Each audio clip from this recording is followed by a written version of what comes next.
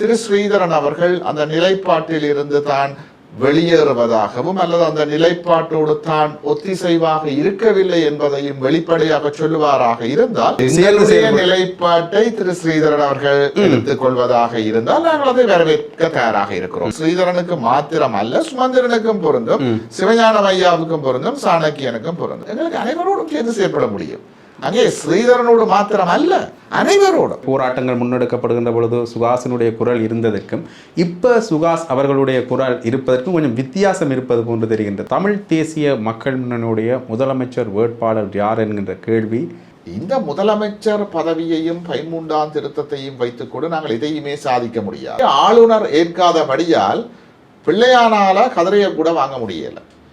அப்படி பல நிகழ்வுகள் முன்னாள் வடமாகாண முதலமைச்சர் விக்னேஸ்வரன் ஐயா அவர்களுக்கும் ஏற்பட்டதாக நாங்கள் அறிகிறோம். அவரே சொல்லி இருக்கிறார், தமிழ் தேசிய மக்கள் முன்னணி சார்பான ஒரு முதலமைச்சர் அல்லது தமிழ் தேசிய மக்கள் முன்னணியில் இருந்த ஒரு முதலமைச்சர் வருமாக இருந்தால் அது ஒரு பாரிய திருப்பு முனையாக இருக்கு. எங்களால் செய்ய முடியவில்லை என்கின்ற விடயங்களை பகிரங்கமாக வெளிப்படுத்துவோம். சபை குழப்பமாகத்தான் மக்களுக்கு அப்படி அல்ல, மக்களுக்கு உண்மையை சொல்லுவோம். அப்பொழுது மக்களுக்கு யதார்த்தம் விளங்கும். இந்த மாகாண சபை முறைமை ஒரு தீர்வு அல்ல என்பதை மக்கள் மிக தெளிவாக உணர்வார்கள். எங்களுக்கு வருகின்ற நிதிகளை உரிய முறையிலே பங்கிடுவோம், நிதிகள் திரும்பி போகாமல் பார்த்துக் கொள்வோம்.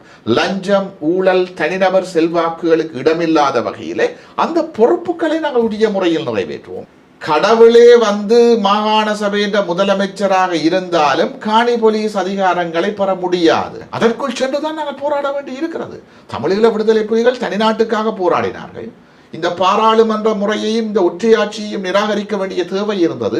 அதற்காக அவர்கள் அரசியல் தரப்புகளை உள்ளடக்கி தமிழ் தேசிய கூட்டமைப்பை உருவாக்கி தேர்தலிலே போட்டியிட வைத்து பாராளுமன்றத்துக்கு அனுப்பி பாராளுமன்றத்துக்கு சென்று பேச வைத்தார்கள்.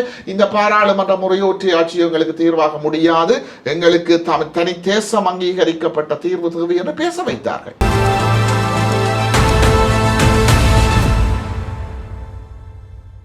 ஜெஃப்னாபடியின் சொந்தங்களுக்கு வணக்கம். சமீபகால அரசியல் பெரிய அளவு மாற்றங்களை சந்தித்திருக்கின்றது. வடகிழக்கு அரசியல் என்றாலும் சரி, தென்னிலங்கை அரசியல் என்றாலும் சரி. அந்த வகையில் இந்த மாற்றங்கள் தொடர்பாக எங்களோடு பேசுவதற்காக தமிழ் தேசிய மக்கள் முன்னணியுடைய ஊடக பேச்சாளரும் சட்டத்தரணியுமான சுகாஸ் எங்களோடு இணைந்திருக்கிறார். வணக்கம். வணக்கம். எப்படி இருக்கின்றீர்கள்? நலம். சரி, இப்போ சமீபத்தில் அரசியலில் இந்த வடகிழக்கு அரசியல் சார்ந்து பார்க்கின்ற பொழுது இந்த 6 தமிழ் கட்சிகளுடைய கூட்டுன்றது ஒரு பெரிய அளவு பேசுபொருளாக மாறி இருக்கின்றது. இந்த கூட்டு சம்பந்தமான நிலைப்பாட்டில் ஏற்கனவே இந்த தமிழ் கட்சிகள் எல்லாரையும் அவர்கள் சேர்க்க போகிறார்களா என்ற ஒரு நிலைப்பாடு ஒன்று இருந்தது. அதில் இப்பொழுது தனியாக இருக்கின்ற ஒரு கட்சி என்றால் தமிழ் தேசிய மக்கள் முன்னணி அல்லது தமிழ் தேசிய பேரவை என்ற அடிப்படையில் பார்க்கலாம். ஆனால் அண்மையில் கஜேந்திரகுமார் பொன்னம்பலம் அவர்களுடைய கருத்தின் அடிப்படையில் பார்க்கின்ற பொழுது இதில் சேருவதற்கான நிலைப்பாடு சம்பந்தமாகத்தான் அவர் பேசியிருக்கின்றார் என்று அந்த அவருடைய கருத்து அடிப்படையில் பார்க்க தோன்றுகின்றது. உங்களுடைய இது சம்பந்தமான விளக்கம் எவ்வாறு இருக்க போன்றது? எங்களை பொறுத்தவரையில் நாங்கள் சேருகின்றது என்பதோ அல்லது தனித்து நிற்பது என்பதோ எங்களுடைய விருப்பங்களின் அடிப்படையில் எடுக்கின்ற முடிவுகள் அல்ல. அவை ஒரு கொள்கையின் நிலைப்பாட்டின் அடிப்படையில் வருகின்ற முடிவுகள். நாங்கள் ஆரம்பத்திலே தமிழ் தேசிய கூட்டமைப்பில் இருந்த பொழுது கொள்கை அடிப்படையிலே பல கட்சிகள் ஒன்றாக சேர்ந்து பயணித்திருந்தோம். பிறகு அதே தமிழ் தேசிய கூட்டமைப்பு தான் உருவாக்கிய கொள்கைகளுக்கு மாறாக முற்பட்ட பொழுது நாங்கள் அதிலிருந்து வெளியேறி தமிழ் தேசிய மக்கள் முன்னணியாக பயணிக்க தொடங்கி இன்று பல்வேறுபட்ட தரப்புகளையும் உள்வாங்கி தமிழ் தேசிய பேரவையாக பயணித்துக் கொண்டிருக்கிறோம். அண்மையிலே உருவாக்கப்பட்டிருக்கின்ற அந்த 6 கட்சிகளினுடைய கூட்டு என்பது என்னத்துக்காக உருவாக்கப்பட்டது பற்றியோ அல்லது அவர்களினுடைய கொள்கை என்ன என்பது பற்றியோ இதுவரை தெளிவான எந்த ஒரு நிலைப்பாடும் வெளிப்படுத்தப்படவில்லை. தமிழ் பேசும் கட்சிகளுடைய நிலைப்பாடு சார்ந்து தாங்கள் ஒன்றாக செயல்படுவோம் என்று சொல்லியிருக்கிறார்கள். முஸ்லீம் கட்சிகளுடைய பிரச்சனையோ மலைநாட்டு மக்களுடைய பிரச்சனையோ சார்ந்து பேசுகின்ற பொழுது ஒன்றாக குரல் கொடுப்போம் என்ற அடிப்படையில் பேசுகிறார். அவர்களினுடைய நிலைப்பாடு கொள்கை திட்டம் என்ன? இப்ப இனங்களுக்கு இடையிலான மிகப்பெரிய பிரச்சனை, அது தமிழ் மக்களாக இருக்கட்டும் அல்லது சிங்கள மக்களாக இருக்கட்டும் அல்லது கொழும்பில இருக்கிற தமிழ் மக்களாக இருக்கட்டும், மிக பிரதானமான பிரச்சனை இந்த இனப்பிரச்சனை. இந்த இனப்பிரச்சனைக்கு தீர்வு என்ன? ஆகவே நாங்கள் ஒரு தீர்வு திட்டங்களை முன்வைக்காது வெறுமனே சேர்ந்து செயற்படுவதாக கூறுவது என்பது சுயலாப அரசியல். இப்படியான சுயலாப அரசியலுக்கு தமிழ் தேசிய மக்கள் முன்னணியோ தமிழ் தேசிய பேரவையோ என்றைக்குமே முண்டு கொடுக்க போவது கிடையாது. ஆனால் இந்த 6 கட்சிகளினுடைய கூட்டு தங்களினுடைய கொள்கை திட்டம் இதுதான், இனப்பிரச்சனைக்கான தீர்வு திட்டம் இதுதான் என்று ஒரு தெளிவான நிலைப்பாட்டை அவர்கள் முன்வைக்கின்ற பொழுது அந்த நிலைப்பாடுகளோடு தமிழ் தேசிய மக்கள் முன்னணி சார்ந்த தமிழ் தேசிய பேரவையினுடைய நிலைப்பாடுகளும் ஒத்திருந்தால் அந்த நேரத்திலே நாங்கள் இணைந்து செயற்படுவதை பற்றி பரிசீலிக்கலாம். ஆனால் ஏற்கனவே இந்த இனப்பிரச்சனை சார்ந்து பேசுகின்ற பொழுது ஒரு முக்கியத்துவமான விடயங்கள் சார்ந்து நாங்கள் ஒரு கருத்தியலை முன்வைத்து கொண்டிருக்கணும். குறிப்பாக தமிழ் தேசிய பரப்பில் பயணிக்கின்ற கட்சிகள் என்ற அடிப்படையில் பார்க்கின்ற பொழுது ஆனால் அந்த கூட்டில் இருந்தவர்கள் ஏற்கனவே அரசாங்கத்தோடு சேர்ந்து செயல்பட்டவர்கள் இருக்கின்றார்கள், அமைச்சு பதவிகளை வகித்தவர்கள் எல்லாம் இருக்கின்றார்கள். அப்படியான ஒரு நிலைப்பாட்டில் இருக்கின்றவர்களோடு எவ்வாறு இந்த இனப்பிரச்சனை சார்ந்து நீங்கள் சேர்ந்து செயல்பட்டால் அல்லது உங்களோட அவர்கள் கொள்கையில் சார்ந்து அறிவித்தாலும் கூட முன்னைய காலகட்டங்களில் அந்த கட்சிகளுடைய கற்றுக்கொண்ட பாடங்களின் அடிப்படையில் எவ்வாறு இணைந்து செயல்பட முடியும் என்று நினைக்கின்றீர்கள்? ஆமாம், அதற்கான ஒரு சூழ்நிலை இப்போ வரவில்லை. ஆகவே இப்போ நாங்கள் அதுகளை பற்றி கூடுதலாக அலட்டிக்கொள்ள தேவையில்லை. எங்களை பொறுத்த வரைக்கும் அவர்கள் தமது கொள்கை திட்டத்தை இதுவரை அறிவிக்கவில்லை. அவர்களினுடைய எதிர்கால திட்டம் என்ன, இனத்துக்காக சேர்ந்திருக்கிறார்கள் என்பது பற்றி எங்களுக்கு இதுவரைக்கும் உத்தியோகபூர்வமாக எந்த ஒரு அழைப்பும் வரவில்லை. ஆகவே அப்படியான ஒரு அழைப்பு வந்தால் அவர்களினுடைய கொள்கை திட்டத்தை பார்த்து அதன் பிற்பாடு இவை பற்றி நாங்கள் தீர்மானிக்கலாமே தவிர இப்பொழுது அவை பற்றி கதைப்பதற்கு ஒன்றுமில்லை. ஆனால் இப்போ சேருவதற்குரிய எண்ணம் முற்றுமுழுதாக இல்லைன்னு கூற முடியும், அப்படித்தானே? எங்களுக்கு சேரோணும் என்ற எண்ணமும் இல்லை, சேரக்கூடாத எண்ணமும் இல்லை. நாங்கள் அரசியலிலே திறந்த மனதோடு பயணிக்கின்றோம். எங்கே தமிழர்களினுடைய அபிலாஷைகளுக்கு ஒரு தீர்வு கிடைக்காதா, இனப்பிரச்சனைக்கு ஒரு தீர்வு கிடைக்காதா, காணாமலாக்கப்பட்டவர்களுக்கு ஒரு நீதி கிடைக்காதா, சர்வதேச விசாரணைக்கான வாய்ப்புகள் கிடைக்காதா, அரசியல் கைதிகள் விடுவிக்கப்பட மாட்டார்களா என்றுதான் நாங்கள் அங்கலாய்த்துக் கொண்டு எங்களுடைய அரசியலை செய்து கொண்டிருக்கிறோம். ஆகவே இவற்றுக்கான ஒரு திறந்த மனதோடு எங்களுடைய பயணம் அமைந்திருக்கிறது. எங்களுடைய நிலைப்பாடுகளோடு ஒத்து செல்லக்கூடிய வாய்ப்புகள் வேறு தரப்புகளுக்கு இருந்தால் நாங்கள் அவற்றை பரிசீலிப்பதற்கு பின்னிற்க போவதில்லை. அதற்காக கொள்கைகளை கைவிட்டு தமிழ் மக்களினுடைய அபிலாஷைகளை துறந்து விட்டு வெறும் சுயலாபங்களுக்காகவும் அற்பமான பதவிகளை கதிரைகளை கைப்பற்றுவதற்காகவும் அமைக்கப்படுகின்ற கூட்டுக்களுக்கு நாங்கள் துணை போவது கிடையாது. சரி, இந்த சேர்ந்து செயல்படுவது என்கின்ற பொழுது இந்த கூட்டு ஒரு பக்கம் இருக்க தமிழரசு கட்சி அல்லது தமிழ் தேசிய பரப்பில் பயணிக்கிற கட்சிகளாக இருக்கின்ற தமிழரசு கட்சி, தமிழ் தேசிய மக்கள் முன்னணி என்கின்ற கட்சிகள் இணைய வேண்டும் என்றது மக்களுடைய ஒரு அபிலாஷைகளாக இருக்கின்றது. என்றால் எங்களுடைய தீர்வு திட்டங்கள் சார்ந்து பேசுகின்ற பொழுது அல்லது பொது பிரச்சனைகளில் ஒன்று சேர்கின்ற பொழுது இவர்கள் எல்லாம் எப்பொழுதாவது ஒன்றிணைவார்கள். எங்களுடைய தீர்வு திட்டங்களை நாங்கள் ஒருமனதாக சொல்ல முடியும். குறிப்பாக சர்வதேசத்துக்கு கடிதம் அனுப்புகின்ற பொழுதும் கூட தனித்தனி கடிதங்கள்லாம் நாங்கள் செல்லுது. அப்போ எங்களுக்கென்ற ஒரு தீர்வு திட்டம் ஒன்று வரைக்கும் இதான் பிரச்சனை, இதான் விளக்கம் என்கின்ற ஒரு விடயத்தை கொண்டு சேர்க்கிறதுல ஒரு ஒற்றுமை இல்லை என்ற ஒரு நிலைப்பாடு இருக்கின்றது. நான் கேட்கின்றேன், ஒருவேளை தமிழரசு கட்சி சார்ந்த நிலைப்பாடுகள் எடுத்துக்கொண்டிருக்கின்ற சூழ்நிலையில் ஸ்ரீதரனுடைய பதவி நீடித்திருந்தால், குறிப்பாக அவருடைய தலைவர் பதவி ஏகமனதாக ஏற்றுக்கொள்ளப்பட்டு நீடித்திருந்தால் சேர்ந்து செயல்படுவதற்குரிய வாய்ப்பு இருந்திருக்குமா? உண்மையில் எங்களுடைய நிலைப்பாடுகள் தனி நபர்கள் சார்ந்த நிலைப்பாடுகள் அல்ல. ஸ்ரீதரனாகட்டும் அல்லது சுமந்திரனாகட்டும் அல்லது சாணக்கியனாகட்டும் அல்லது CVK சிவஞானம் ஐயாவாகட்டும் யாராக இருந்தாலும் அவர்கள் தமிழினத்தினுடைய அபிலாஷைகளை வென்றெடுக்கக்கூடிய கொள்கை திட்டத்தை முன்னெடுப்பார்களாக இருந்தால்தான் அங்கு ஒரு சுமூகமான ஒத்திசைவுக்கான வாய்ப்பு ஏற்படுமே தவிர சுமந்திரனா ஸ்ரீதரனா என்பது இங்கே எங்களுக்கு ஒரு கிடையாது. ஏனென்றால் ஸ்ரீதரன் சுமந்திரன் உட்பட சகலரும் இடம்பெற்றிருந்த பொழுதுதான் தமிழ் தேசிய கூட்டமைப்பினர் பாராளுமன்றத்திலே ஒற்றையாட்சிக்குட்பட்ட ஏக்கிய ராஜ்ய யாப்பு வரைவை ஏற்று அங்கீகரித்தார். தலைமை போறாங்க அப்ப இல்லையா? யார் தலைமையாக இருந்தது? இல்ல, அந்த நேரத்தில் ஸ்ரீதரன் அங்க தலைமையாக இல்லை என்ற ஸ்ரீதரனும் கூட்டமைப்புகள் இருந்தார். ஆனா முடிவுகள் எடுக்க வேண்டிய நிலைப்பாடுல யார் இருந்தார்கள் என்ற ஒரு கேள்வி இருக்கிறது. எல்லாரும் சேர்ந்தானே முடிவுகள் எடுக்கிறது. ஒரு ஆள் ஒரு விடயத்துக்கு அப்படிதான் தமிழரசு கட்சியில நடந்தோம் அப்படின்னு சொல்றேன். அப்படிதான் நடக்க வேணும், அப்படிதான் நடக்க வேணும் என்றதான் கருத்து. நான் சொல்றேன், அப்படித்தான் நடக்கின்றதா என்ற ஒரு கேள்வியில போட. எங்களை பொறுத்தவரையில் ஒரு கட்சி ஒரு முடிவெடுக்கின்றது என்றால் அதற்கு அனைவரும் ஒன்றுபடுகிறார்கள். அல்லது ஒன்றுபடாவிட்டால் அவர்களை அதை எதிர்த்து தமது நிலைப்பாட்டை பகிரங்கமாக வெளிப்படுத்தி இருக்க வேண்டும். ஆனால் எந்த ஒரு சந்தர்ப்பத்திலும் திரு ஸ்ரீதரன் அவர்கள் ஏக்கிய ராஜ்ய யாப்பு வரைவை தான் நிராகரிப்பதாகவோ அல்லது தமிழ் தேசிய கூட்டமைப்பு ஏக்கிய ராஜ்ய வரைவுக்கு கொடுத்த ஆதரவுக்கு தான் எதிராக இருப்பதாகவோ பகிரங்கமாக சொல்லி இருக்கவில்லை. ஆகவே அவரும் அந்த நிலைப்பாட்டோடு இருப்பதாகத்தான் நாங்கள் கருத வேண்டும். மாறாக திரு ஸ்ரீதரன் அவர்கள் அந்த நிலைப்பாட்டில் இருந்து தான் வெளியேறுவதாகவும் அல்லது அந்த நிலைப்பாட்டோடு தான் ஒத்திசைவாக இருக்கவில்லை என்பதையும் வெளிப்படையாக சொல்லுவாராக இருந்தால் அதற்கு பிற்பாடு நாங்கள் ஏனைய விடயங்களை பற்றி பரிசீலிக்கலாம். ஆனால் ஏற்கனவே தமிழரசு கட்சியில் ஸ்ரீதரன் இருக்கின்ற பொழுதே பாராளுமன்றத்தில் சில கூட்டங்கள்லையோ அல்லது பாராளுமன்றத்தில் ஒன்றிணைந்து பேசுகின்ற பொழுதோ கஜேந்திரகுமார் அவர்களும் ஸ்ரீதரன் அவர்களும் இந்த விடயங்கள் தொடர்பாக ஏற்கனவே பேசியிருக்கின்றார்கள் என்ற விடயம் எல்லாம் ஏற்கனவே சமஷ்டி அடிப்படையிலான சுயநிர்ணய உரிமை சார்ந்த விடயங்களில் நின்று கொண்டு சேர்ந்து செயல்படுவது என்ற நிலைப்பாட்டில் பேசியிருக்கின்றார் என்ற விடயம் பேசப்பட்டது. அது மட்டும் இல்லாமல் அதற்கு பிறகான சந்தர்ப்பங்களில் கூட சில அதாவது போராட்டங்கள் நடைபெறுகின்ற பொழுது ஸ்ரீதரன் தமிழ் தேசிய மக்கள் முன்னணி சார்ந்த போராட்டங்களில் கலந்து கொள்கிற ஒரு நிலைப்பாடும் இருந்தது. குறிப்பாக அண்மையில் இந்த அணையா விளக்கு போராட்டம் இடம்பெறுகின்ற பொழுதும் கூட தமிழரசு கட்சியினுடைய பெரும்பாலான உறுப்பினர்கள் அங்கே மக்களால் விரட்டப்பட்டிருந்தார்கள். அது உங்களுக்குமே தெரிஞ்சிருக்கும். ஆனால் ஸ்ரீதரன் அவர்கள் அங்கே உள்ளே இருந்ததை காணக்கூடிய மாதிரி இருந்தது. கிட்டத்தட்ட தமிழ் தேசிய மக்கள் முன்னணி அங்கே என்ன நிலைப்பாடில் இருந்ததோ அதே மாதிரி ஸ்ரீதரன் அவர்களும் அங்கே உள்ளே இருந்ததை காணக்கூடிய மாதிரி. இதெல்லாம் வச்சு பார்க்கின்ற பொழுது ஒரு ஸ்ரீதரனுடைய நிலைப்பாடை நீங்கள் எடுத்துக்கொண்டிருக்கின்றீர்களோ, நான் கூறுகின்ற பொழுது அவரை இணைத்துக் கொள்வதோ அல்லது அவர் அந்த கட்சியில் ஒரு முடிவெடுக்கக்கூடிய ஒரு நிலைப்பாடில் இருந்தால் சேர்ந்து செயல்படுவதற்குரிய ஒரு வாய்ப்புகள் இருந்திருக்குமோ என்ற கேள்வியை தான் நான் கேட்டிருந்தேன்.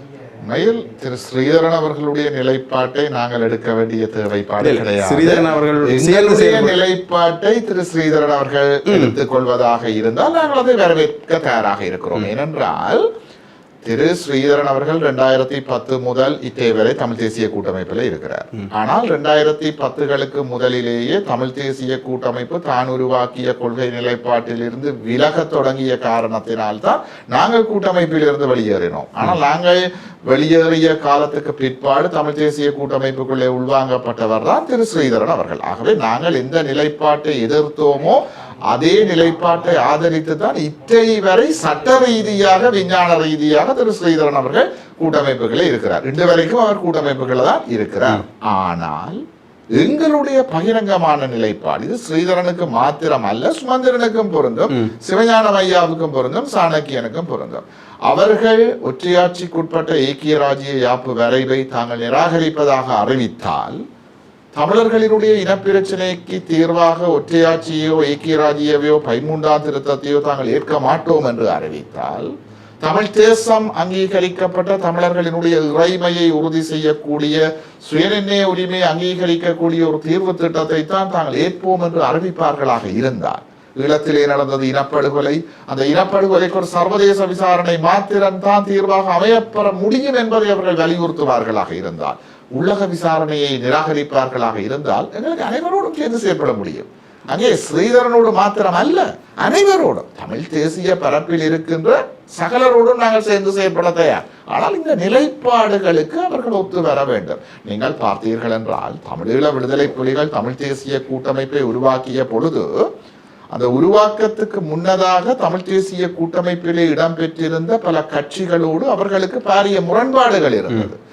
ஆனால் தமிழீழ விடுதலை புலிகள் ஒரு கட்டத்திலே 2000 ஆண்டுகளுக்கு பிற்பாடு தமது நிலைப்பாட்டை முன்வைத்து இந்த நிலைப்பாட்டை ஏற்கின்றவர்களை தாங்கள் ஒரு அரசியல் கூட்டாக உருவாக்க போகின்றோம் என்று சொல்லி தமது நிலைப்பாட்டை சொல்லிய பொழுது அதை ஏற்ற சகல தரப்பினரையும் ஒன்றுபடுத்தி இருந்தார்கள். அது அந்த நேரத்திலே ஒரு காலத்தினுடைய தேவையாக இருந்தது. அவ்வாறு தான் எமது நிலைப்பாட்டை ஏற்கிற தரப்புகளோடு இனத்தினுடைய விடுதலைக்காக ஒரு தீர்வுக்காக நாங்கள் ஒன்றுபடுவதற்கு பின்னிற்க போவதில்லை. ஆனால் துரதிருஷ்டவசமான விடயம், இந்த நிலைப்பாடுகளுக்கு பலரும் ஒத்து வருகின்றார்கள் இல்லை.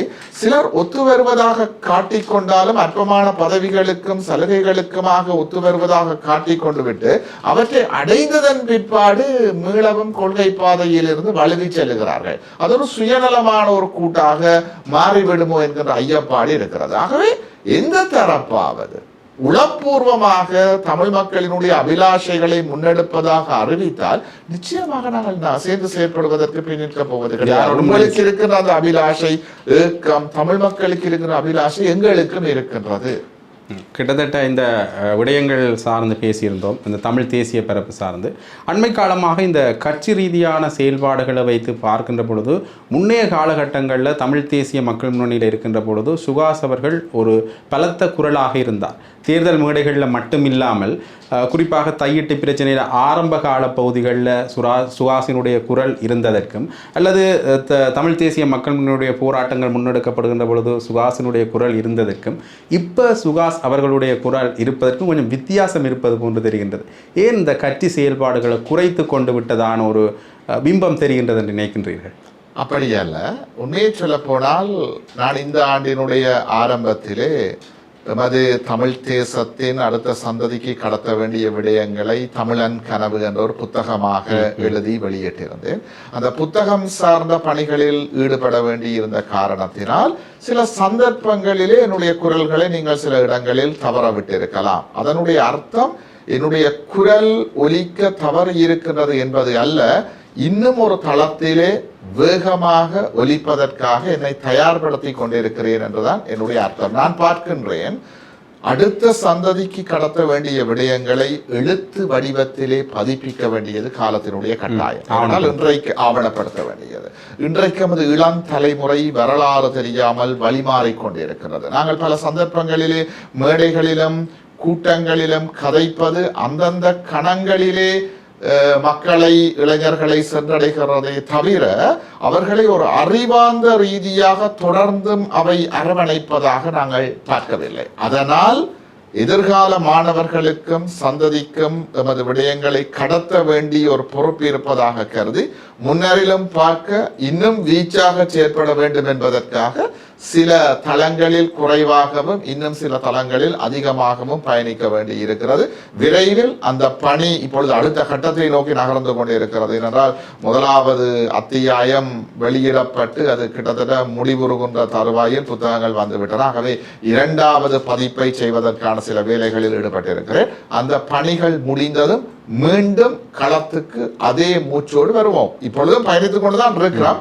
ஆனால் சில இடங்களிலே நீங்கள் தவற விட்டிருக்கலாம். விரைவில், ஏனென்றால் நான் என்னுடைய புத்தக அறிமுக பணிக்காக கனடாவுக்கு சென்றிருந்தேன், இந்தியாவுக்கு சென்றிருந்தேன். ஆகவே சில நேரங்களில் சில இடங்களில் நிற்க முடியாது இருந்திருக்கலாம். ஆனால் மீண்டும் வருவோம். ஆனால் ஒரு கட்சியினுடைய சாதாரண உறுப்பினர் இந்த பதிலை சொல்றதுல ஞாபகம் இருக்கும். ஊடக பேச்சாளர் ஊடகங்களை சந்திக்கிறது இப்பொழுது குறைந்து விட்டது. அது மட்டும் இல்லாமல் கட்சியினுடைய நிலைப்பாடுகளை வெளிப்படுத்துகின்ற பொழுது அங்கே சுகாஸ் அவர்களை பல இடங்களில் காண முடிவதில்லை. கஜேந்திரன் அவர்கள் இருக்கின்றார், கஜேந்திரகுமார் பொன்னம்பலம் அவர்கள் வெளிப்படுத்துகிறார், ஏன் காண்டிமன் அவர்கள் கூட வெளிப்படுத்தி கொண்டிருக்கின்றார். ஏன் இந்த இடங்கள்லையாவது கொஞ்சம் நீங்கள் முழுமைப்படுத்தாமல் இருக்கின்றீர்கள் என்ற ஒரு கேள்வி எழுகின்றது. என்றால் சாதாரண ஒரு பதவி இல்லை ஊடக பேச்சாளர் என்றது. ஊடகத்தில் கட்சியினுடைய நிலைப்பாட்டை வெளிப்படுத்த வேண்டும். அது மட்டும் இல்லாமல் ஏனைய கட்சிகள் சார்ந்து விடுகின்ற அவர்களுடைய தவறுகள், அரசாங்கத்தினுடைய தவறுகளை சுட்டிக்காட்ட வேண்டிய ஒரு பெரிய அளவிலான பொறுப்பு ஒன்று உங்களிடம் இருக்கின்றது. ஏன் அந்த விடயத்தை நீங்கள் கொஞ்சம் கவனிக்காம விடுங்க? ஊடக பேச்சாளர் என்கின்ற ஒரு விடயத்தை இல்லை, அதை கவனிக்கிற வழியை தான் இன்றைக்கு நீங்கள் கூப்பிட்டோன்னா பலத்த வேலைப்பளி இருந்தாலும் இங்க வந்திருக்கிறேன். இப்ப நீங்கள் கூட்டிக் கொண்டு வந்த விதம் கூட உங்களுக்கு தெரிஞ்சிருக்கும். உங்களோட அலுவலகம் நல்லூர் இந்த பாதுகாப்பு வலய பிரதேசத்துக்குள்ள இருக்குது. அதுக்குள்ள நாங்கள் வாரத்துக்கு இவ்வளவு சிரமங்களை தாண்டி நீங்கள் கடைசியான மோட்டார் சைக்கிள் தான் வந்து எழுதி கொண்டு வந்த நீங்கள் உள்ளுக்கு விடாமல் அப்படி எங்களை அழைக்கின்ற இடங்களுக்கு போய் கொண்டிருக்கிறோம். அதே நேரத்தில் சில பணிகளை நாங்கள் பரவலாக்கி செய்து கொண்டிருக்கிறோம். அதாவது கட்சியினுடைய தலைவர், செயலாளர், கொள்கை பரப்பு செயலாளர், ஊடக பேச்சாளர், மாவட்ட அமைப்பாளர்கள் என்ற பொறுப்புகளை பரவலாக்கி செய்கின்றோம். ஆனால் நிற்க வேண்டிய இடங்களிலே நாங்கள் நிச்சயமாக நிற்போம். இவை அனைத்தையும் விட நான் அதிகமாக கருதுவது இந்த 2026 தமிழ் தேசியத்தினுடைய வரலாற்று பக்கங்களிலே மிக மிக முக்கியமான ஆண்டு. ஏனென்றால் தமிழீழ விடுதலை புலிகள் அமைப்பு தோற்றம் பெற்ற 50வது ஆண்டு, தமிழீழ விடுதலை புலிகள் என்ற பெயரோடு அவர்கள் தோற்றம் பெற்ற 50வது ஆண்டு. மற்றது தமிழீழ கோரிக்கையை வலியுறுத்துகின்ற அதற்கு ஒரு சட்ட ரீதியான அந்தஸ்தை வழங்கிய வட்டுக்கோட்டை தீர்மானம் நிறைவேற்றப்பட்டு 50வது ஆண்டு. ஆகவே இந்த 50வது ஆண்டிலே நாங்கள் கதைப்பதை விட பல விடயங்களை ஆவணப்படுத்த வேண்டி இருப்பதாக நான் உறுதியாக நம்புகின்றேன். ஆகவே இந்த ஆண்டில் நாங்கள் கதைப்பதை விட ஆவணப்படுத்துவது அதிகமாக விஞ்சி இருக்க வேண்டும் என்று கருதுகிறேன். அதை செய்து கொண்டிருக்கிறேன். அந்த பணி முடிந்ததும் மீண்டும் நிறைய கதைப்போம். இந்த ஆவணப்படுத்தியதையும் சேர்த்து கதைப்போம். வட்டுக்கோட்டை பிரகடனம் சார்ந்து பேசியிருந்தீர்கள். அண்மையில் இந்த வட்டுக்கோட்டை பிரகடனம் சார்ந்த ஒரு குழுவாகவோ அல்லது அது சார்ந்த அமைப்பாகவோ வேலன் சுவாமிகள் தலைமையில் அல்லது அவர் சார்ந்த விடயங்கள் முன்னெடுக்கப்பட்டதை காணக்கூடிய மாதிரி இருக்கு. அதில் கட்சியினுடைய பங்களிப்பு பெரிய அளவு குறைவாக இருந்தது. தமிழ் தேசிய மக்கள் முன்னணி மட்டும் இல்லாமல் பெரும்பாலும் கட்சிகள் சார்ந்த பங்களிப்பு அங்கே குறைவாக இருந்தது. வெறுமனே மேடைகளில் மட்டும் பேசுகின்ற ஒரு நிலைப்பாட்டை தான் நாங்கள் பார்க்கக்கூடிய மாதிரி இருந்தது. ஏன் இந்த விடயங்களை நீங்கள் ஆவணப்படுத்துகின்ற ஒரு நிலைப்பாட்டை செய்து கொண்டிருக்கின்றீர்கள்? ஒரு பெரிய குழுவாகவோ அல்லது ஒரு சிவில் அமைப்பாகவோ இயங்குகின்ற பொழுது அந்த விடயங்களுக்கு ஏன் கட்சிகள் ஒதுங்கி இருக்கின்றன நினைக்கின்றீர்கள்? அப்படியா இது வட்டுக்கோட்டை பிரகடனம் மட்டுமில்லை, தமிழர்களுடைய வரலாறு சார்ந்த நிகழ்வு திட்டங்கள் முன்னெடுக்கின்ற பொழுது உண்மையில் வேலன் சுவாமிகள் அவர்கள் முன்னெடுக்கிற முயற்சி வரவேற்கப்பட வேண்டியது. அவர் அந்த முயற்சியை ஒரு சிவில் அமைப்பாக முன்னெடுக்கின்றார். அவர் பொறுப்பாக இருந்து பல சிவில் தரப்புகளையும் சேர்த்து செய்கின்றார். ஆகவே அவர்களோடு சேர்ந்து செயற்படுகின்ற பொழுது அரசியல் கட்சிகளுக்கு சில மட்டுப்பாடுகள் இருக்கும். என்றால் அவர்கள் ஒரு விடயத்தை பொறுப்படுத்தி செய்கின்ற பொழுது அவர்கள் கூறுகின்ற விடயங்களுக்கு நாங்கள் துணை நிற்க முடியும். அவ்வாறு எனக்கு தனிப்பட்ட முறையிலே அழைப்பு கிடைத்தது. அவர்கள் ஆரம்பத்திலே ஒரு கூட்டம் ஒன்றை வழக்கம்பறை அம்மன் கோயில் வளாகத்திலே வைத்திருந்தார்கள். அதில் நானும் கலந்து கொண்டிருந்தேன். கஜேந்திரகுமார் பொன்னம்பலம் அவர்களும் கலந்து கொண்டு உரையாற்றி இருந்தார். செல்வராஜா கஜேந்திரன் அவர்களும் கலந்து கொண்டு இருந்தார். ஆகவே நாங்கள் அந்த முயற்சிகளுக்கு வலு சேர்க்கின்றோம். எந்தெந்த அடிப்படையில் நாங்கள் வலு சேர்க்க வேண்டும் என்பது பற்றி ஏற்பாட்டாளர்கள் எங்களுக்கு தெரியப்படுத்துகிற இடத்தில் நிச்சயமாக நாங்கள் அவர்களுக்கு துணை நிற்போம். அது ஒரு காத்திரமான முயற்சி. அதே போல் அது மாத்திரம் அல்ல, பல்வேறுபட்ட தரப்புகளும் தங்களுடைய இயலுமைகளுக்கு உட்பட்டும் அப்பால்பட்டும் அவர்களுடைய தளத்திலே அந்த விடயங்களை செய்ய வேண்டும். இப்பொழுது நான் என்னுடைய அந்த புத்தகத்தை வெளியிட்டதும் அடுத்து மட்டக்களப்பிலே அறிமுக நிகழ்வை நடத்த இருக்கின்றோம். அது தமிழர் தேசமெங்கும் செல்ல இருக்கிறது. புலம்பெயர் நாடுகளெங்கும் கொண்டு செல்ல விரும்புகின்றோம். அது என்னுடைய முயற்சி. ஆகவே நீங்கள் ஒரு ஊடகவியலாளராக உங்களுடைய தளத்திலே அந்த முயற்சியை முன்னெடுக்க வேண்டும். வைத்தியர்கள், ஆசிரியர்கள் தங்களுடைய பணிகளை செய்ய வேண்டும். ஆசிரியர்கள் இந்த விடயங்களை அடுத்த சந்ததிக்கு மாணவர்களுக்கு கடத்த வேண்டும். மாணவ தலைவர்கள் எதிர்கால மாணவர்களுக்கு கடத்த வேண்டும். ஆகவே இது ஒரு கூட்டு முயற்சி. இந்த கூட்டு முயற்சியை ஒவ்வொரு தமிழனும் செய்ய வேண்டும். அது வெறுமனே வேலன் சுவாமியினதோ சுகாசினதோ தமிழ் தேசிய மக்கள் முன்னணியினதோ பணி அல்ல. அது ஒவ்வொரு தமிழனினதும் கடமை, ஊடகங்களினதும் கடமை. ஆகவே அந்த கடமையை நாங்கள் அனைவரும் சேர்ந்து செய்வோம். அதற்கு நாங்கள் தயாராக இருக்கோம். அண்மையில் பேசுகின்ற பொழுது தலைவர் கஜேந்திரகுமார் பொன்னம்பலம் அவர்களும் ஒரு விடயத்தை தெரிவித்திருந்தார். அந்த முஸ்லீம் சமூகத்தினுடைய வேண வாக்களையும் நாங்கள் கொண்டு சேர்க்க வேண்டிய பொறுப்பும் எங்களிடம் இருக்கின்றது என்ற அடிப்படையில் அண்மையில் கல்முனை வடக்கு வைத்தியசாலையினுடைய அந்த தாதியர்களுடைய உடை பிரச்சனை பெரிய அளவில் பேசுபொருளாக இருந்தது. இடமாற்றம் செய்யப்பட்டிருந்தது. இடமாற்றம் கூட இப்பொழுது விமர்சன பொருளாகத்தான் பார்க்கப்படுகின்றது. உங்களுடைய கருத்து நிலைப்பாடு இதில் என்னவாக இருக்கின்றது? இந்த தாதியர்களுடைய உடையா அல்லது இந்த ஒரு சமயத்தினுடைய உடையை கடைப்பிடிக்கிறது என்ற நிலைப்பாடா அல்லது ஒரு பொது சீருடை என்ற நிலைப்பாட்டிலேயே இருக்கணும் என்று எதிர்பார்க்கின்றீர்கள்? உண்மையை சொன்னால் ஒரு விடயத்தினுடைய தேவைப்பாடுகளையும் அந்த விடயத்துக்கு இருக்கக்கூடிய தனித்துவமான இயல்புகளையும் வைத்துத்தான் இவற்றை நாங்கள் தீர்மானிக்க வேண்டும். என்னை பொறுத்தவரையில் கலாச்சார உடைகளை கடைபிடிக்க வேண்டியது ஒவ்வொரு இனத்தினதும் மதத்தினதும் ஒரு கட்டாயமான தேவைப்பாடாக இருக்கிறது. அதே நேரத்தில் சில இடங்களில் சில விடயங்களுக்கு மட்டுப்பாடுகள் விதிப்பதும் தவிர்க்கப்பட முடியாதது. ஆகவே இந்த விடயத்திலே முஸ்லீம் சமூகமும் அந்த துறைக்கு பொறுப்பானவர்களும் சேர்ந்து ஒரு முடிவுக்கு வருவார்கள் என்று நம்புகின்றோம். இந்த விடயத்தில் சகோதர முஸ்லீம் இனம் எடுக்கின்ற முடிவுகளுக்கு நாங்கள் பக்கபலமாக இருப்போம். கிட்டத்தட்ட இந்த கலாச்சார ஆடு என்ற விடயத்தில் நீங்கள் ஆதரவு நிலைப்பாட்டை தான் தெரிவிக்கின்றீர்கள் இல்லையா? அதாவது முஸ்லீம் சமூகம் தன்னுடைய இனத்துவ அடையாளத்துக்கு அல்லது இந்த விடயத்தில் இந்த முடிவை எடுக்க வேண்டும் என்று அவர்கள் ஒரு நிலைப்பாட்டுக்கு வருகின்றார்களோ அந்த நிலைப்பாட்டுக்கு நாங்கள் ஆதரவு தெரிவிப்போம். இன்னொரு விடயம், இந்த இந்திய பயணம் தமிழ் தேசிய மக்கள் முன்னணியால் தமிழ் தேசிய பேரவையால் அண்மையில் முன்னெடுக்கப்பட்டிருந்தது. முதலமைச்சர் விஜய் அவர்களையும் சந்தித்திருந்தீர்கள். இது பெரிய அளவில் பேசு பொருளாக இருக்கின்றது. ஆனால் இதற்கு முன்னர் இந்த சந்திப்புகள் இடம்பெறுகின்ற பொழுது அங்கே தமிழக வெற்றிக் கழகம் தவிர்க்கப்பட்டிருந்ததை காணக்கூடிய மாதிரி இருந்தது. இது சாதாரணமான தவிர்ப்பா இல்லது வேண்டுமென்றே தவிர்க்கப்பட்டிருந்தா என்ற விமர்சனங்கள் எல்லாம் பெரிய அளவில் எழுந்திருந்தது. ஏன் இந்த விடயம் அந்த முதலமைச்சருடைய சந்திப்புக்கு பிறகு பேசு பொருளாக வேண்டும்? ஏன் இந்த சந்திப்பு முதலே உங்களுக்கு இடம்பெறவில்லை என்ற ஒரு கேள்வி ஒன்று எழுந்திருக்கிறது. உண்மையை சொல்ல போனால் நாங்கள் ஈழத்துக்கு வெளியில் ஒரு அணிசேரா கொள்கையை தான் கடைபிடிக்கிறோம். நாங்கள் தனிப்பட்ட முறையிலே எவருக்கும் ஆதரவும் கிடையாது, எவருக்கும் எதிர்ப்பும் கிடையாது. சில நேரத்தில் தனிப்பட்ட ஒவ்வொரு உறுப்பினர்களுக்கும் ஒவ்வொரு கட்சிகளை அவர்களை பிடிக்கும், அது தனிப்பட்ட விடயம். ஆனால் கட்சியாக எவருக்குமே ஒரு பொது நிலைப்பாடு இருந்ததை தவிர தனிப்பட்ட விருப்பு வெறுப்புகள் கிடையாது. நாங்கள் கடந்த ஆண்டினுடைய இறுதி பகுதியில் தமிழகத்திற்கு சென்று அப்போது தமிழக முதலமைச்சராக இருந்த திராவிட முன்னேற்ற கழகத்தினுடைய தலைவர் திரு மு.க. ஸ்டாலின் அவர்களை சந்தித்தோம். எதிர்க்கட்சி தலைவராக இருந்த எடப்பாடி பழனிசாமி உட்பட பல்வேறுபட்ட கட்சிகளை சந்தித்தோம். அப்பொழுது நாங்கள் சந்தித்தது அதுவரை தேர்தலில் போட்டியிட்ட தரப்புகளை சந்தித்திருந்தோம். நாங்கள் சென்ற அந்த மார்கழி மாதம் வரை தமிழக வெற்றி கழகம் எந்த ஒரு தேர்தலிலும் போட்டியிட்டு இருக்கவில்லை. அதனால் நாங்கள் தமிழக வெற்றி கழகத்தை மாத்திரமல்ல, அதற்கு பிற்பாடு பல புதிய 1-2 கட்சிகள் தேர்தலிலே போட்டியிட்டு இருக்கிறார்கள், அவர்களையும் சந்தித்திருக்கவில்லை. ஆகவே நாங்கள் தேர்தலில் போட்டியிட்ட தரப்புகளை சந்தித்திருந்தோம். நாங்கள் இம்முறை தமிழகத்துக்கு சென்ற பொழுது தமிழக வெற்றி கழகம் ஆட்சி கட்டிலே முதலமைச்சர் அரியாசனத்தில் இருந்தார்கள். ஆகவே அந்த முறைப்படி தமிழக வெற்றி கழகத்தையும் சந்தித்தோம். ஆகவே நாங்கள் முதல் அவர்களை தவிர்க்கவும் இல்லை, இம்முறை அவர்களை நாங்கள் தனித்துவமாக சந்திக்க வேண்டும் என்கின்ற ஒரு பிரயாசையில் சந்திக்கவும் இல்லை. எங்களுடைய நிலைப்பாடு தமிழகம் தவிர்க்கப்பட முடியாத ஒரு தொப்புள் கொடி உறவு, அது ஒரு வெளி தேசம் என்பதை தாண்டி ஈழத்தமிழர்களோடு நெருங்கிய உறவுகளை கொண்ட ஒரு தொப்புள் கொடி உறவுகளாக பார்க்கின்றோம்.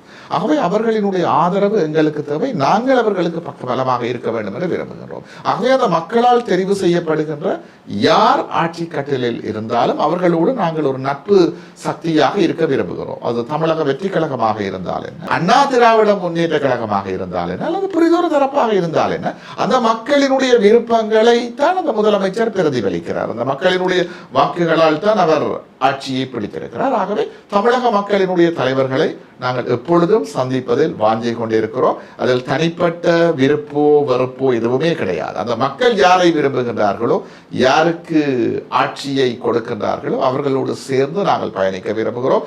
எங்களை பொறுத்தவரையில் தமிழகத்திலே இருக்கிற அத்தனை தலைவர்களும் எங்களுடைய விடிவுக்காக பலமாக ஒரு கரமாக ஒரு அணையாக இருக்க வேண்டும் விரும்புகிறோம். அது திரு விஜய் அவர்களாகட்டும், அல்லது அண்ணன் சீமான் ஆகட்டும், அல்லது ஐயா மு.க. ஸ்டாலின் ஆகட்டும், அல்லது ஐயா எடப்பாடி பழனிசாமி ஆகட்டும், அல்லது வைகோ அண்ணன் ஆகட்டும், அனைவரும் சேர்ந்து, அல்லது தேமுதிகவாகட்டும், அனைவரும் சேர்ந்து எங்களுடைய விடுதலைக்கு வழிவகுக்க வேண்டும் என்பதுதான் எங்களுடைய அபிலாஷம். அதுதான் அந்த கட்சிகளுடைய ஒன்றிணைவு சார்ந்தும் அதில் பேசினதுக்குரிய நோக்கம் அதுவாக தான் இருக்கின்றது இல்லையா? இந்திய கட்சியினுடைய ஒன்றிணைவு சார்ந்து பேசியிருந்தீர்கள். இந்த தமிழர்கள் சார்ந்த விடயத்தில் ஒன்றித்து குரல் கொடுக்க வேண்டும். நிச்சயமாக எங்களினுடைய அவர்களுக்குள் கருத்து முரண்பாடுகள் இருக்கலாம், அவர்களுக்குள் கொள்கை வேறுபாடுகள் இருக்கலாம். ஆனால் ஈழத்தமிழர்களுக்கு விடுதலை கிடைக்க வேண்டும் என்ற விடயத்தில் அனைவரும் ஒன்றுபட வேண்டும் என்பதுதான் எங்களுடைய எதிர்பார்ப்பாக இருக்கு. சரி, அந்த முதலமைச்சர் சார்ந்து பேசிவிட்டோம். இப்பொழுது இந்த முதலமைச்சருக்கு வரலாம். இந்த அண்மையில் இடம்பெற இருக்கின்றதாக கூறப்படுகின்ற மாகாண சபை தேர்தல் ஒரு பெரிய அளவு பேசுபொருளாக இருக்கின்றது. வைத்தியர் ராமநாதன் அர்ச்சுனா இந்த இடத்துல பேசப்படுகின்றார். பாஸ்கரன் கந்தையா அவர்கள் பேசப்படுகின்றார். தொடர்ந்துமே சுமந்திரன் ஸ்ரீதரன் இவர்கள் இருவருடைய பேரும் பெரிய அளவில் பேசப்படுகின்ற ஒரு பேராக இருக்கின்றது. அந்த வகையில் பார்க்கின்ற பொழுது தமிழ் தேசிய மக்கள் முன்னணியுடைய முதலமைச்சர் வேட்பாளர் யார் என்கின்ற கேள்வி பெரிய அளவில் எழுந்திருக்கிறது. அது சம்பந்தமான முடிவுகள் கட்சிக்குள் எடுக்கப்பட்டிருக்கின்றதா? தேர்தல் இன்னும் அறிவிக்கப்படவில்லை. ஆனால் அதுக்கு முன்னாடி தேர்தல் பேசப்படுகின்றதா இல்லை?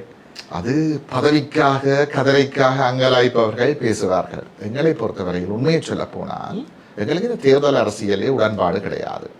இலங்கையினுடைய தேர்தல் முறைமைகளுக்குள்ளாலே நாங்கள் தமிழர்களுக்கான ஒரு விடுதலையை தீர்வை பெறலாம் என்று நினைத்தால் அது அடிமுட்டாள்தனம். ஆனால் விரும்பியோ விரும்பாமலோ தேர்தல்களில் போட்டியிட வேண்டி இருக்கிறது. ஏனென்றால் தேர்தல்களில் பெறுகின்ற அந்த ஆசனங்களையும் பெறுபேறுகளையும் வைத்துத்தான் மக்களினுடைய விருப்பங்களை ஜனநாயக ரீதியாக மதிப்பீடு செய்கிறார்கள். அல்லது தவறான சக்திகள் ஆட்சி கதிரையிலே அமர்ந்து விடுவார்கள் என்பதற்காக சில நிலப்பாடுகளை வெளிப்படுத்துவதற்காக தேர்தல்களில் போட்டியிட மக்கள் ஆணை தேவைப்படுகிறது. அதே நேரத்தில் இப்ப உதாரணத்துக்கு பாராளுமன்றத்திலே இருக்கிற தரப்புகளில் ஒவ்வொரு தரப்புக்கும் கிடைக்கிற ஆசனங்களையும் வாக்குகளையும் வைத்துத்தான் மக்களினுடைய நிலைப்பாடுகளை சில இடங்களிலே தீர்மானிக்கிறார்கள். ஆகவே விரும்பியோ விரும்பாமலோ தேர்தல்களில் போட்டியிட வேண்டி வருகிறது. அதற்காக அதை மாத்திரம்தான் குறியாக வைத்து நாங்கள் செயற்படவில்லை. எங்களை பொறுத்தவரையில் தையட்டி பிரச்சனை இருக்கிறது. இப்பொழுது பலாலியிலே மயிலட்டியிலே மக்கள் போராட தொடங்கி இருக்கிறார்கள். வசாவிளானிலே போராட்டம் ஆரம்பமாக இருக்கிறது. முல்லைத்தீவிலே கொக்குளாய் மக்கள் போராடி கொண்டிருக்கிறார்கள். அதைவிட மட்டக்களப்பிலே மாதவனை, மயிலத்தமடு, கல்முனை என்று போராட்டங்கள் நடக்கிறது. திருகோணமலையிலே புதிதாக ஒரு விகாரையை கட்ட ஆரம்பித்திருக்கிறார்கள். இப்படி எங்களுக்கு பல பிரச்சனை இருக்கு. நாங்கள் எல்லா இடமும் ஓடிக்கொண்டிருக்கிறோம். இதுல ஒன்றுதான் இந்த தேர்தல். ஆனால் மற்றவர்களை பார்த்தீர்கள் என்றால் உங்களுக்கே தெரியும், போராட்ட களங்களிலே பலரையும் காண முடிவதில்லை.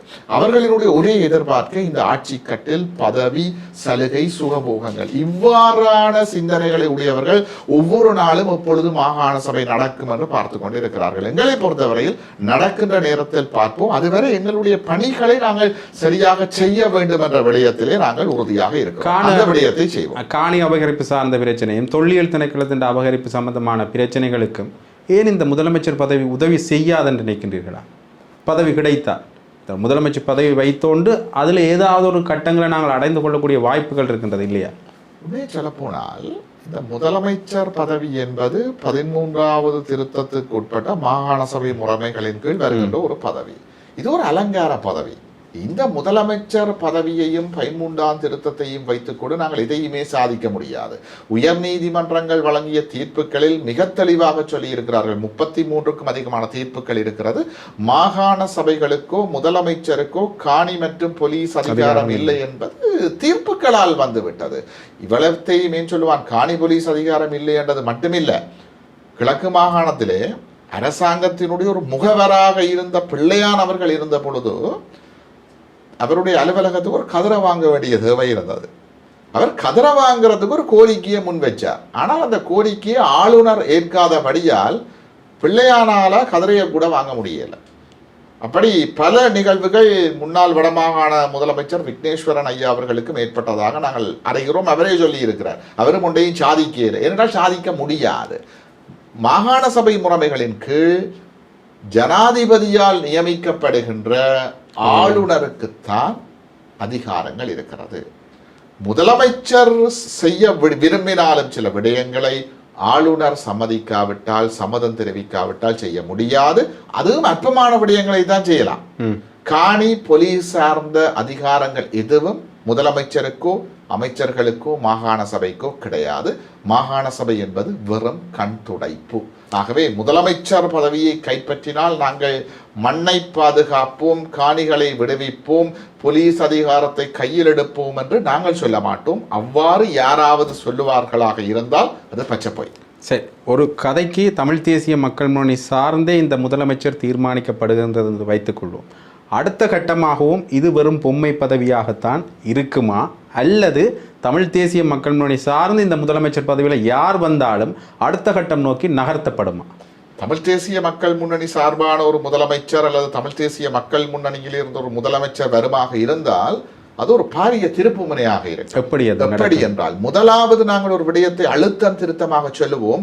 இந்த மாகாண சபை முறைமை என்பது தமிழர்களுக்கான ஒரு தீர்வோ அல்லது தீர்வினுடைய ஆரம்ப புள்ளியோ கிடையாது. இந்த முதலமைச்சர் பதவிக்கு இருக்கிற அதிகாரங்கள் இவ்வளவுதான். நாங்கள் இந்த விடயங்களை ஆளுநரிடம் கேட்டோம், அவர் சம்மதிக்கின்றார் இல்லை, எங்களால் செய்ய முடியவில்லை என்கின்ற விடயங்களை பகிரங்கமாக வெளிப்படுத்துவோம். சபை குழப்பமாகத்தான் மக்களுக்கு அப்படி அல்ல, மக்களுக்கு உண்மையை சொல்லுவோம். அப்பொழுது மக்களுக்கு யதார்த்தம் விளங்கும். இந்த மாகாண சபை முறைமை ஒரு தீர்வு அல்ல என்பதை மக்கள் மிக தெளிவாக உணர்வார்கள். இப்பொழுதே உணர்ந்திருக்கிறார்கள், இன்னும் உணராதவர்கள் இருக்கிறார்கள். டக்ளஸ் தேவானந்தாவினுடைய ஆதரவாளர்கள், ஜேவிபியினுடைய ஆதரவாளர்கள் என்று பலர் உணராமல் இருக்கிறார்கள். அவர்களுக்கும் உணர்த்த வேண்டிய ஒரு தேவைப்பாடு இருக்கிறது. அதை உணர்த்திவிட்டு இந்த மாகாண முதலமைச்சருக்கு இருக்கின்ற, அமைச்சர்களுக்கு இருக்கின்ற, உறுப்பினர்களுக்கு இருக்கின்ற அதிகாரங்களை மிக நேர்த்தியாக செய்வோம். எங்களுக்கு வருகின்ற நிதிகளை உரிய முறையிலே பங்கிடுவோம். நிதிகள் திரும்பி போகாமல் பார்த்துக் கொள்வோம். லஞ்சம், ஊழல், தனிநபர் செல்வாக்குகளுக்கு இடமில்லாத வகையிலே அந்த பொறுப்புகளை நாங்கள் உரிய முறையில் நிறைவேற்றுவோம், வினைத்திறனாக செய்வோம். ஆனால் பாலாரையும் தேனாரையும் ஓட வைக்க முடியாது. இலங்கையினுடைய காணி போலீஸ் அதிகாரம் அப்படியே இருக்கும். காணி போலீஸ் அதிகாரங்கள் இல்லை மாகாண சபை. தேசிய மக்கள் முன்னணி மாத்திரம் இல்ல, கடவுளே வந்து மாகாண சபையின் முதலமைச்சராக இருந்தாலும் காணி போலீஸ் அதிகாரங்களை பெற முடியாது. ஏனென்றால் மாகாண சபைகளுக்கு காணி மற்றும் போலீஸ் அதிகாரங்கள் இல்லை என்று இலங்கையினுடைய உயர் நீதிமன்றம் தீர்ப்பளித்து விட்டது. ஆகவே மாகாண சபைகளுக்கு இல்லாத ஒரு அதிகாரத்தை எந்த முதலமைச்சர் வந்தாலும் செயற்படுத்த முடியாது. அப்படி செயற்படுத்தினால் அது சட்டத்திலே அல்ட்ரா வைரஸாக நலன் வயிறாக்கப்படும். அதாவது தன்னுடைய வரம்பை மீறி செயற்பட்டதாக சொல்லி அவை நிராகரிக்கப்படும். ஆகவே இவை ஒரு மாயமான். பலரும் மாகாண சபை என்கின்ற ஒரு மாயமானை காட்டி மக்களை ஏமாற்ற பார்க்கிறார்களா? உங்களிடமே கேட்கிறேன். 2013 2018 வரை மாகாண சபை என்ற ஒரு அமைப்பு இயங்கினது. இப்ப அது இயங்குறையில. இயங்கினதுக்கும் இயங்காததுக்கும் ஏதாவது வித்தியாசம் இல்ல. இரண்டாவது ஒன்றுமே இல்ல. நாங்கள் இந்த உண்மையை சொல்றோம். இப்ப உண்மையை சொன்னீங்களென்றால் இன்றைக்கு தமிழ் மக்களுக்கு இருக்கிற பெரிய ஒரு துன்பமான அல்லது துயரமான நிலைமை என்னென்றால், உண்மையை சொல்றதுக்கு தமிழ் தேசிய மக்கள் முன்னணியை தவிர வேறு யாருமே இல்லை. அன்றைக்கு தமிழ் தேசிய கூட்டமைப்பிலிருந்து தமிழ் தேசிய மக்கள் முன்னணி வெளியேறி இருக்காவிட்டால் அந்த ஒற்றையாட்சிக்குட்பட்ட 13ஆம் திருத்தத்தை தான் கூட்டமைப்பு தீர்வாக ஏற்க போகுது என்ற விடயம் அவருக்கு தெரிஞ்சிருக்காது. இந்த ஏக்கிய ராஜ்ய யாப்பை இப்ப தமிழ் தேசிய மக்கள் முன்னணி நிராகரித்திருக்காவிட்டால் ஏக்கிய ராஜ்யம் என்பது ஒற்றையாட்சி என்பது மக்களுக்கு தெரிந்திருக்காது. இப்பதான் தெரியுது மக்களுக்கு. அதே போல இந்த மாகாண சபைகளுக்குள்ளே தமிழ் தேசிய மக்கள் முன்னணி நுழைந்தால் மாத்திரம்தான் மாகாண சபை என்கின்ற ஒற்றையாட்சிக்குள் தமிழினம் முடக்கப்படுவது முடிக்கப்படும். அதை தாண்டிய ஒரு சமஷ்டி நோக்கிய பயணம் ஆரம்பமாகும். அது ஒரு திருப்பு முனையாக இருக்கும். நீங்க இருக்கும் பொழுதும் காணி போலீஸ் அதிகாரங்கள் யார் வந்தாலும் அதிகாரங்கள் நடைமுறைப்படுத்தப்படாது என்ற நிலைப்பாடு தான் உங்கள் சார்ந்தும் இருக்கின்றது. வந்தா பிறகும் இது நடக்காது. அது மட்டும் இல்லாமல் இங்கே இருக்கின்ற பொழுது நாங்கள் கொடுத்த பொறுப்புகளை மட்டும்தான் நிறைவேற்றுவோம் என்றால் கிட்டத்தட்ட அதே ஒரு நிலைப்பாட்டில் இருக்கின்ற ஒரு மாகாண சபை தேர்தல் தொடர்பான அந்த விடயத்தில் முனைப்பு காட்டுவதற்கான அடுத்த கட்டம் வெறுமனே என்னவாக இருக்கின்றது நினைக்கின்றேன்? தவறான சக்திகள் மாகாண சபைக்குள்ள சென்று தவறான நிலைப்பாடுகளை எடுத்து மாகாண சபையை தீர்வாக ஏற்று அங்கீகரித்து விடக் கூடாது. அதை தடுக்க வேண்டும். மாகாண சபை தீர்வாக ஏற்றுக்கொள்ளாமல் இருக்கிறது கூட மாகாண சபை தேவைப்படுது. அப்படி நிச்சயமாக அதற்குள் சென்றுதான் நாங்கள் போராட வேண்டி இருக்கிறது. தமிழீழ விடுதலை புலிகள் தனிநாட்டுக்காக போராடினார்கள். இந்த பாராளுமன்ற முறையையும் இந்த ஒற்றையாட்சியையும் நிராகரிக்க வேண்டிய தேவை இருந்தது. அதற்காக அவர்கள் அரசியல் தரப்புகளை உள்ளடக்கி தமிழ் தேசிய கூட்டமைப்பை உருவாக்கி தேர்தலிலே போட்டியிட வைத்து பாராளுமன்றத்துக்கு அனுப்பி பாராளுமன்றத்துக்கு சென்று பேச வைத்தார்கள். இந்த பாராளுமன்ற முறையோ ஒற்றையாட்சியோ எங்களுக்கு தீர்வாக முடியாது, எங்களுக்கு தனி தேசம் அங்கீகரிக்கப்பட்ட தீர்வு தேவை என்று பேச வைத்தார்கள். தேவை இருக்கிறது. மாகாண சபைக்குள்ளே சென்று போராட வேண்டி இருக்கிறது. அதை நாங்கள் செய்வோம். அதே நேரத்தில் நாங்கள் மாகாண சபைக்கு சென்றால் உரிமைக்காக குரல் கொடுக்கிற அதே வேளையில் மக்களினுடைய தேவைகளை அந்த மாகாண சபை மூலம் எவற்றை நாங்கள் செய்யலாம் அவற்றை நாங்கள் நேர்த்தியாக செய்வோம். இப்பொழுது பார்த்தீங்கன்னா எங்கும் லஞ்சம், ஊழல், தனக்கு தேவையானவர்களுக்கு பதவி நியமனம் இதான் நடக்குது. இப்ப ஜேவிபி ஆட்சியில் என்ன நடக்குது? பாராளுமன்ற உறுப்பினர்கள் ஆசிரியர் நியமனங்களிலே பதவி நியமனங்களிலே அப்பட்டமாக தலையிடுகிறார்கள். தங்களுக்கு தேவையானவர்களுக்கு இடமாற்றங்களை கொடுக்காமல் முடக்கி வைத்திருக்கிறார்கள். தங்கள் கட்சி சார்பில்லாதவர்களுக்கு இடமாற்றங்களை வழங்குகிறார்கள். இது சரியான முறையா? இல்லை. எத்தனையோ இடங்களிலே உதவி திட்டங்கள், மாணவர்களுக்கான புலமை பரிசல்கள் ஜேவிபி சார்ந்தவர்களுக்கு வழங்கப்பட்டிருக்கிறது. அதற்கு பல ஆதாரங்களும் உதாரணங்களும் எங்களிடம் இருக்கிறது. இவற்றை அறவே நீக்க வேண்டிய ஒரு தேவைப்பாடு இருக்கிறது.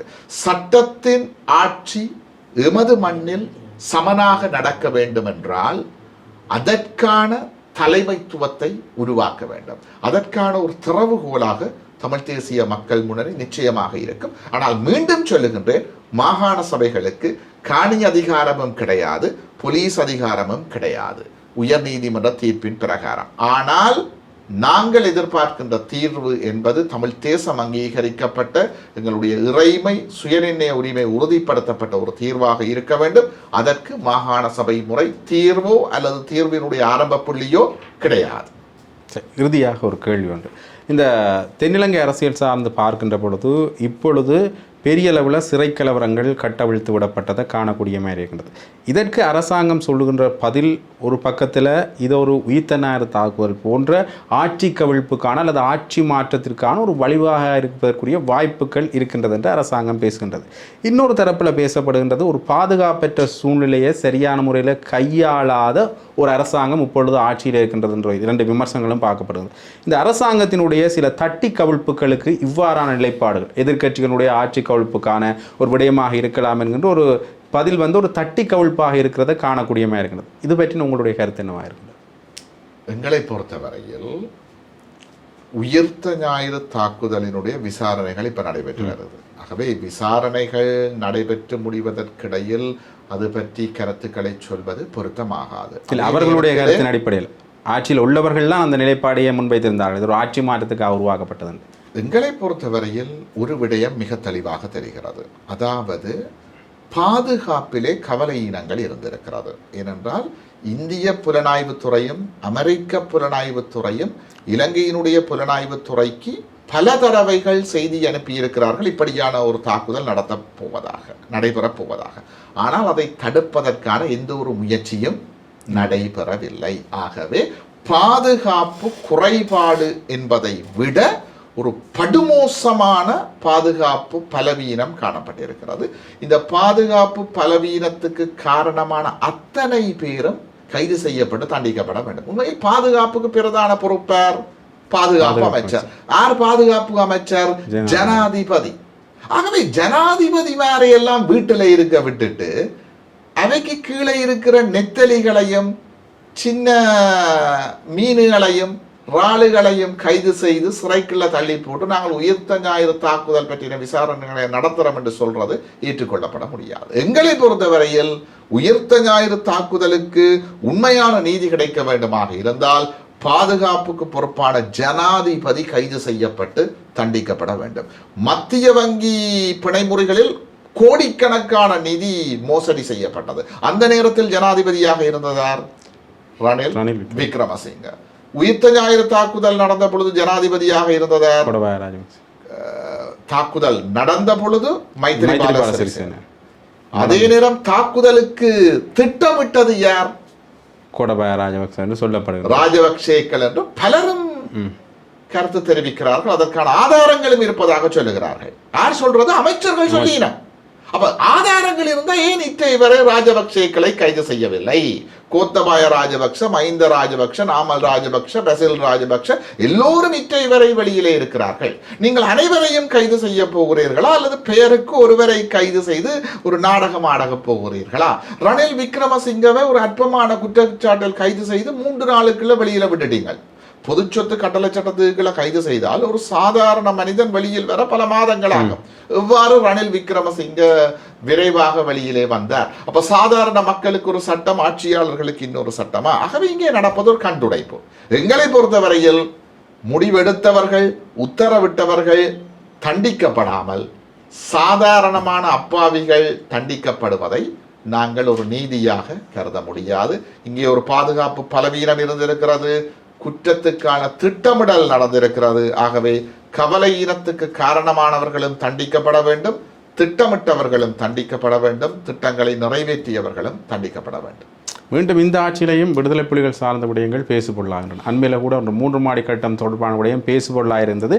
ஒரு அரசாங்க தரப்பட்ட இருந்தே அது அதிகாரிகள்கிட்ட இருந்தே விடயம் சொன்னது அது எந்த ஒரு சம்பந்தமும் இல்லை என்று. இந்த பேசுபொருள் எல்லாம் எப்படி உருவாதென்று நினைக்கின்றீர்கள்? ஒரு அனுமதியற்ற கட்டடம் என்றனும் உடனடியாக விடுதலை புலிகள் அமைப்பினர் சார்ந்த விடயம் அங்கே பேசுபொருளாகுது. அங்கே வெடிபொருட்கள் செய்யப்படுகிறதா என்ற விடயம் பேசுபொருளாகுது. உடனடியாக இந்த அரசாங்கத்திலிருந்து அந்த விசாரணை நடைபெற்று அது அப்படி இல்லை என்ற விடயம் தெரிவிக்கப்பட்டிருந்தாலும் கூட காலாதி காலமாக இந்த பிம்பத்தை உடைப்பதற்கான முயற்சிகளை செய்தாலும் அது சரிவர செய்யப்படவில்லை என்ற உங்களுடைய கட்சி கூட சொன்ன ஒரு விடயத்தில் சிங்கள மக்கள் மத்தியில் நாங்கள் ஒரு புரிதலை ஏற்படுத்தணும் என்று கூறியிருந்தார்கள். ஆனால் அந்த மக்கள் மத்தியில் புரிதலை ஏற்படுத்துறதுக்கு இவ்வாறான சக்திகள் எதிராக இருப்பதாக பார்க்கப்படுகின்றது. இந்த கருத்தியலை நீங்கள் எவ்வாறு பார்க்கின்றீர்கள்? உண்மையில் நான் இதை பார்க்கின்ற கோணம் எப்படி என்றால், இலங்கையில் இருக்கின்ற இப்பத்தே ஆட்சியாளர்களுக்கு இந்த பயங்கரவாத தடை சட்டத்தை ஏதாவது ஒரு வழியில் வைத்திருக்க வேண்டிய ஒரு தேவை இருக்கு. அவை ஆட்சிக்கு வர்றதுக்கு முதல் சொன்னவ தாங்கள் ஆட்சிக்கு வந்தால் பயங்கரவாத தடை சட்டத்தை நீக்குவோம் சாதாரண குற்றவியல் சட்டங்களை வச்சுதான் குற்றங்களை தீர்ப்போம் கட்டுப்படுத்துவோம் என்று தான் சொன்னவர். ஆனா அவை ஆட்சி கட்டிலுக்கு வந்ததுக்கு பிறகு இந்த ஜேவிபி என்பிபி பயங்கரவாத தடை சட்டத்தை நீக்கிறதுக்கு சரியான நேரம் எடுத்து கொண்டிருக்கிறோம். அதே நேரம் அதுக்கு பதிலாக இப்ப இருக்கிற பயங்கரவாத தடை சட்டத்தை விட ஒரு மோசமான ஒரு சட்டத்தை கொண்டு வர போயினோம். இது அடுப்பில இருந்து சட்டியில இருந்து அடுப்புக்குள்ள விழுந்த நிலைமையா தான் மாறப்போகுது. இருக்கிறதே ஒரு மோசமான சட்டம், அதை நீக்கிறதா இருந்தால் அதுக்கு பதிலாக ஒன்றையும் கொண்டு வரக்கூடாது. ஏற்கனவே சொன்னவே குற்றவியல் சட்டங்களை பயன்படுத்தி தான் பிரச்சனையை தீர்ப்போம். ஆனால் இப்ப அவர்கள் அதைவிட மோசமான ஒரு பயங்கரவாத பேர் மட்டும்தான் பேரை மாத்தி போட்டு படுமோசமான இன்னொரு சட்டத்தை கொண்டு வர போயினோம். இப்ப இதுக்கு பல எதிர்ப்புகள் வருது. இப்ப இந்த எதிர்ப்புகளை சமாளிக்கணும் என்றால் பயங்கரவாதம் இருப்பதற்கான அல்லது எதிர்காலத்தில் வரக்கூடிய வாய்ப்பு இருப்பதான ஒரு தோற்றப்பாட்டை ஏற்படுத்த வேண்டிய ஒரு தேவை அரசாங்கத்தினுடைய நிகழ்ச்சிகள் சொல்றீங்களா? இந்த கட்டிடம் சார்ந்த விடயங்கள் எழுவது கூட எல்லாமே அரசாங்கத்தினுடைய நிகழ்ச்சி நிரல். இப்போது நடைபெறுகின்ற அனைத்தும், அது கிவிலோயா திட்டமாக இருக்கலாம், பலாலி விமான நிலையத்திற்கு தமிழர்களுடைய 3000 ஏக்கர் காணிகளை சுவீகரிப்பதாக இருக்கலாம். 3000 ஏக்கர் என்றால் சாதாரணம் அல்ல. ஒரு ஏக்கர் 16 பரப்பு, 3000 ஏக்கர் என்றால் 48,000 பரப்பு பலாலியை சுற்றி ஆக்கிரமிப்பதற்கான முயற்சியில் இந்த ஜேவிபி ஈடுபட்டிருக்கிறது. கிவிலோயா திட்டம் வருமாக இருந்தால் 6000 ஏக்கர் 96,000 பரப்பு பறிபோக போகிறது. ஆனால் இந்த ஆபத்துக்களை உணராமல் எங்களுடைய மக்கள் இருப்பது வேதனை. உண்மையில் இதுவரை இலங்கையில் நிலவிய ஆட்சிகளை விட தமிழர்களை பொறுத்தவரையில் தமிழ் தேசத்தை மோசமாக கபலீகரம் செய்கின்ற ஒரு ஆட்சியாக இந்த ஜேவிபியினுடைய என்பிபியினுடைய ஆட்சி காணப்படுகிறது. அதை நமது மக்கள் விரைவில் உணர்வார்கள். ஆனால் உணர்கின்ற பொழுது நிலைமை கைமீறி சென்றிருக்கலாம் என்கின்ற ஒரு ஆதங்கம் எங்களுக்கு இருக்கிறது. ஆகவே எமது மக்கள் உண்மையை உணர்ந்து தமிழ் தேசியத்தின் பால் பயணிப்பது மாத்திரம்தான் எங்களுடைய இருப்பை எதிர்காலத்தில் உறுதிப்படுத்தும். அல்லது தமிழர்கள் என்ற ஒரு இனம் இந்த நாட்டிலே இருந்தது என்று வரலாற்றை நாங்கள் மாற்ற வேண்டி வந்துவிடும். நான் என்னுடைய புத்தகத்துக்கான ஆய்வுப் பணிகளை செய்த பொழுது இலங்கையிலே அனுராதபுரம் உட்பட பல்வேறு பிரதேசங்களில் தமிழர்கள் பெரும்பான்மையாக இருந்திருக்கிறார்கள். அதை நிறுவி இருக்கிறேன் என்னுடைய புத்தகத்திலே. ஆனால் இன்று அனுராதபுரத்திலே தமிழர்கள் சட்ட ரீதியாக கேள்விக்கிடமாக்கப்பட்டிருக்கிறது. அங்கு தமிழர்களுக்கு உறுப்புரிமையே கிடையாது. இன்றும் அனுராதபுரத்திலே தமிழர்கள் வசிக்கின்றார்கள். அவர்களில் பலருக்கு தமிழ் பேச தெரியும், எழுத தெரியாது. அவர்கள் சிங்களவர்களாக மாற்றப்பட்டிருக்கிறார்கள். இந்த நிலைமை அம்பாறைக்கு, திருகோணமலைக்கு பெருமளவில் வந்துவிட்டது. ஏனைய பிரதேசங்களுக்கு நாங்கள் வராமல் தடுக்க வேண்டும் என்றால், அம்பாறை முதல் யாழ்ப்பாணம் வரை தமிழர்களினுடைய இருப்பை பாதுகாக்க வேண்டும் என்றால், தமிழ் தேசியத்தை வலுப்படுத்துவதும் தமிழர்களினுடைய தேசத்தை உறுதிப்படுத்துவதும் மாத்திரம்தான் எங்களுக்கு இருக்கின்ற ஒற்றை தெரிவு. கட்டாயம். இவ்வளவு நேரமும் உங்களுடைய நேரத்தை எங்களோடு பகிர்ந்து கொண்டமைக்கு நன்றி. வாய்ப்புக்கு நன்றி.